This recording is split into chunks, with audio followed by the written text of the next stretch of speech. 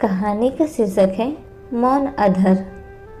घर में पांव रखते ही जैसे बाहर आ गई हो, ऐसा ही हुआ। भैया, मम्मी भैया आ गए। मेरे बेटे, माँ ने गले लगा लिया। मैंने माँ को पांव छूकर प्रणाम किया। सामने से भाभी भी आ गई। मैंने उनके भी पांव छूकर उनसे आशीर्वाद लिया। मैं देख रहा था कि मेरे घर आने पर कितनी खुशी का माहौल बन गया है। चिन्नी की अम्मा, देख मेरा सुधीर आया है। माँ ने खुशी से पड़ोसन को आवाज़ दी। फिर तो मेला सा ही लग गया। घर में मोहल्ले वाले एक एक करके आने लगे। कितने ही प्रश्न। सुधीर, तेरा घर आने का दिल नहीं करता? हम तो उदास हो गए बेटे। आज तो जैसे चांद निकल आया। ऐसे ही कई प्रश्न मेरे से उत्तर चाहते रहे और एक मैं था कि बस हंसकर सिर हिलाकर, किसी को मुस्कुराकर, इशारे इशारे से ही सबको जवाब दे रहा था। लो, पहले शरबत पी लो बेटे। देख, तेरी भाभी बनाकर लाई है। माँ ने भाभी की ओर इशारा करते हुए कहा। प्यार से भरी आंखों से भाभी ने गिलास की थाली को आगे किया और मैंने गिलास को उठा लिया। फिर भाभी दूसरों को शरबत देने लगी। मैं देख रहा था। मेरे आने से सब बहुत खुश हैं। छोटा बिट्टू अभी भी मेरे गले में बाहें डाले झूला झूल रहा है। शरबत पीते पीते मेरी नज़रें सामने खिड़की में खड़ी शीला पर पड़ी। मुझे अपनी ओर देखकर उसने सिर हिलाकर नमस्ते की और मुस्कुराने लगी। मैं उसकी मुस्कुराहट को देख रहा था। उसकी आंखें हंसते हुए भी उदास लग रही थी। इशारे से उसने मेरा हाल पूछा और इशारे में ही मैंने जवाब दे दिया था। आवाज़ शायद उस तक पहुंची नहीं थी क्योंकि मुझे भी उसकी आवाज़ आई नहीं थी। वह चली गई थी। आगे से वह काफ़ी कमज़ोर भी हो गई थी। रंग भी उसका पीला सा हो गया था। मैंने माँ की ओर देखा। शायद माँ ने मेरे दिल की बात समझ गई। फिर जल्दी से माँ ने उत्तर दिया, नहीं, इसकी शादी नहीं हुई। क्या? मैंने आश्चर्य से माँ की ओर देखा, परंतु माँ अपने ही बातों में मस्त थी। उसे इस बात का एहसास नहीं था कि मैं क्या सोच रहा हूँ। मेरे शरीर में एक कपकपी सी हुई। मेरा सारा शरीर पसीने से भीग गया। मेरे सामने अभी भी शीला का पीला मुरझाया सा कमज़ोर चेहरा घूम गया। उसके चेहरे पर थकी सी हंसी मुझे भीतर से कचोट रही थी। अभी तक शीला ने शादी नहीं की। शीला की शादी क्यों नहीं हुई? कितने ही प्रश्न मुझे भीतर तक झंझोर रहे थे। मैं बस सोचता रह जाता हूँ, बहू खाना बना है या नहीं। माँ ने भाभी को जब आवाज़ दी तो मैं फिर से वास्तविक दुनिया में आ गया। बन गई है माँ जी, अभी लाई, भाभी ने रसोई में से ही कहा। फिर सजी सवरी थाली मेरे सामने आ गई। पेट में भूख तो थी, पर मन खाने का नहीं हो रहा है। मुझे बार बार बीते दिन याद आ रहे हैं। बेटा, खाओ ना। खा तो रहा हूँ माँ। मेरा लाल सफ़र में थक गया है। आराम से खाना खा ले, फिर आराम कर। सच माँ, अब तो चारपाई चाहिए।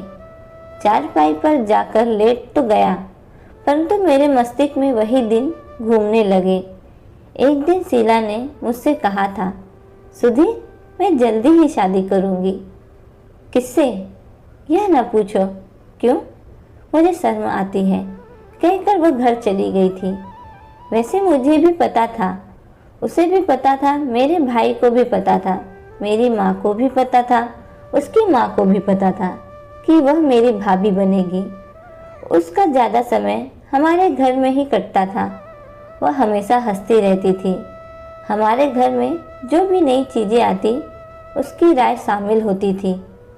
ऐसे लगता था कि वह हमारे घर की ही हो।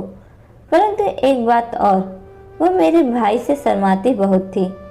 कभी भी उसके सामने नहीं होती थी और हाँ, चोरी से अवश्य देखा करती। सभी चाहते थे कि वह मेरी भाभी बने, हमारे घर की बहू बने। सभी जानते थे, सभी चाहते भी थे, बस दिल ही दिल में। परंतु संकोचवश बात होठ तक नहीं आई थी। समय गुजरा, समय के साथ साथ परिवर्तन होता रहा। हमारी उम्र का बढ़ना स्वाभाविक था। मेरी माँ सोचती थी कि उसकी माँ बात करे और शायद उसकी माँ भी यही सोचती होगी। समय गुजरा, परंतु शादी की बात ना हमने की और ना ही उन्होंने की। माँ कभी कभी शीला को बातों ही बातों में कह देती थी, आज मैं लड़की देख कर आई हूँ, और शीला बस मुस्कुरा देती थी। शीला की माँ की ओर से कोई बातचीत ना होने के कारण मेरी माँ दुविधा में पड़ गई। भाई की जन्म कुंडली दिखाई गई। पंडित जी ने कह दिया कि इसकी शादी 25 वर्ष तक कर देनी चाहिए, नहीं तो 30 वर्ष के बाद ही शादी का योग बनेगा। संकोच में ही समय बीत गया। मेरी माँ ने एक लड़की को पसंद कर लिया। देखते ही देखते शादी की तारीख निकल गई और शादी का दिन भी आ गया। शीला वैसे की वैसी मुस्कुराती रही और कभी लंबा सांस लेकर बात करती थी, परंतु पत्थर के होठ नहीं खुले। शादी की बारात के साथ भी वह गई थी। सभी को अफसोस था, परंतु कोई भी किसी से नहीं बोला। संकोचवश सबके होठ जैसे पत्थर के हो गए। आधी रात को जब शादी के मंडप पर मेरे भैया के फेरे होने लगे, तो अचानक मुझे कोई सामान लेने के लिए ऊपर के कमरे में जाना पड़ा। जब मैं ऊपर गया तो सभी सो रहे थे, परंतु मैं देखकर हैरान रह गया। शीला कमरे के बाहर अंधेरे में अकेले ही बैठी थी। मैं चुपके कदमों से उसके पास पहुंच गया। वो टिमटिमाते सितारे को देख रही थी। मैंने देखा उसकी आंखें भीगी हुई थी। मुझे लगा उन आंसुओं के पीछे मेरे भैया का चित्र डगमगा रहा है। शीला, मैंने आवाज़ दी। आप? वह चौंक गई और फिर हंसने का प्रयास करने लगी। मुझे पता था कि वह हंसने का अभिनय कर रही है। संकोचवश मैंने भी कुछ नहीं कहा। कमरे में घुटन थी। सोचा बाहर की हवा लेते हैं, और वह खिलखिलाकर हंस दी थी। मैं दिल में सोचकर नीचे आ गया था। मैं इन्हीं बातों में खोया था कि माँ की आवाज़ आई, बेटा दूध पी लो। मैं उठ पड़ा और हाथ में गिलास पकड़कर बैठक में आ गया। सामने की खिड़की खुली थी। खिड़की के सामने ही बिछे पलंग पर शीला लेटी हुई थी। बल्ब की रोशनी उसके चेहरे पर पड़ रही थी। उसकी छाती पर एक किताब उल्टी पड़ी थी।